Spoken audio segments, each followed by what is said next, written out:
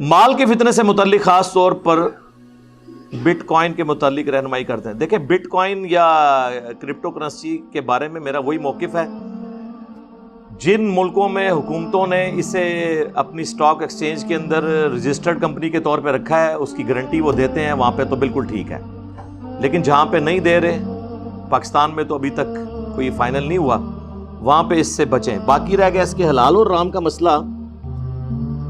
تو حلال و حرام والا کوئی چکر نہیں ہے.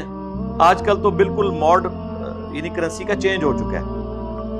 ایون آپ دیکھیں ہمارے جو منی ٹرانسفر ہوتی ہے وہ بھی فزیکلی تو ٹرانسفر نہیں ہو رہی ہوتی ہے، سافٹ ٹرانسفر ہوتی ہے. اے ٹی ایم سے ہم جو ٹرانسفر کرتے ہیں یا بل کی پیمنٹ کرتے ہیں، تو یہ موڈ چینج ہو چکا ہے. فزیکلی کرنسی کو ہاتھ میں پکڑنا ضروری نہیں ہے. اور آپ کو حیران کن بات بتاؤں، جب یہ کرنسی آئی تھی اس وقت تو کرنسی کو بھی نہیں علماء نے مانا. پھر اس وقت چند علماء نے نوٹ کے حق میں باقاعدہ فتوے لکھے کہ نوٹ سرٹیفکیٹ ہے اس اوریجنل سونے کا، جس میں اعلیٰ حضرت امام رضا بریلوی صاحب نے بھی نوٹ کی شرعی حیثیت کے اوپر ایک فتویٰ لکھا. اور انہوں نے کہا یہ جائز ہے کیونکہ اس کے پیچھے ایک گارنٹی موجود ہے. اور آپ دیکھیں آپ کے نوٹ کے اوپر بھی لکھا ہوتا ہے حامل حاضہ کو مطالبہ پر ادا کرے گا.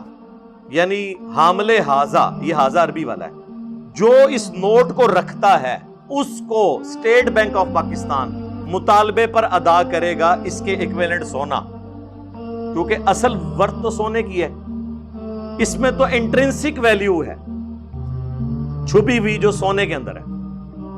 اس میں تو صرف فیس ویلیو لکھی جا رہی ہے. انٹرنسک ویلیو جو ہے وہ تو سونے کے اندر موجود ہے. کاغذ کا نوٹ تو عام نوٹ ہی ہے نا، جب تک اس کو پرنٹ کر کے کوئی حکومت گارنٹی نہ لے وہ عام کاغذ کی طرح ہے، اس کی کوئی ورث تو نہیں. پرانے زمانے میں کوائنز ہوتے تھے، وہ آپ دنیا میں کہیں لے جائیں، سونے کی اپنی ایک ورث ہوتی تھی، چاندی کی اپنی ایک ورث ہوتی تھی. لہذا اس وقت کے معاملات ڈیفرنٹ تھے. پہلے جو کوائن کی فیس ویلیو ہوتی تھی وہی اس میں چھپی بھی ویلیو بھی ہوتی تھی، انٹرنسک ویلیو. سونے کا کوائن آپ کہیں پہ بھی لے جائیں اس کی وہی ورث رہے گی. جب سے یہ نوٹ والا معاملہ شروع ہوا ہے نا، پھر ازمائش بن گئی. اسی لیے تو یہ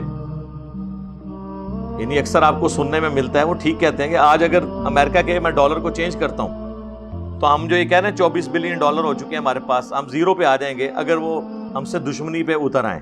کیونکہ ان ڈالرز کی قیمت اس وقت تک ہے جب تک سعودی اس کے پیچھے کھڑا ہوا ہے امریکہ. ہاں لیکن اگر ہمارے پاس 24 ارب ڈالر کا سونا ہو تو پوری دنیا اپنی کرنسی بدلتی رہے، ہمیں فرق نہیں پڑے گا. کیونکہ دنیا میں اس وقت کرنسی جو ورتھ ہے وہ تو گولڈ کی ہے. اور یہ اللہ نے ایک ایسی دھات بنائی ہے جس کو نہ زنگ لگتا ہے.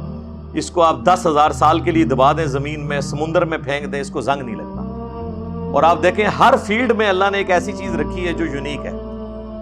لکڑی میں آپ دیکھ لیں، دیودار کی لکڑی جو ہے، دیار کی لکڑی ہم کہتے ہیں، سر 60 70 80 سال پرانے ہمارے گھر کے چھت ہیں لکڑی کے، نہ اس کو دیمک لگتی ہے نہ کوئی اور مسئلہ. یہ آپ کے ریل گاڑیوں کے سلیپرز جو ہیں کئی جگہ تو انہوں نے تبدیل کر کے وہ سیمیٹڈ کر دیے ہیں. جہاں پہ لکڑی والے ہیں وہ ابھی تک ہے. آپ دیکھیں وہ دیار کی لکڑی ہے، کچھ بھی نہیں ہوتا. میٹلز میں یہی مقام جو ہے وہ گولڈ کو حاصل ہے. تو ہر فیلڈ کے اندر اللہ تعالیٰ نے اس طرح کی چیزیں رکھی ہوئی ہیں. کتابوں میں یہ مقام جو ہے قرآن کو حاصل ہے. اب قرآن جیسی تو کوئی کتاب نہیں ہے جو دو گتوں کے درمیان بالکل محفوظ ہو. الحمدللہ.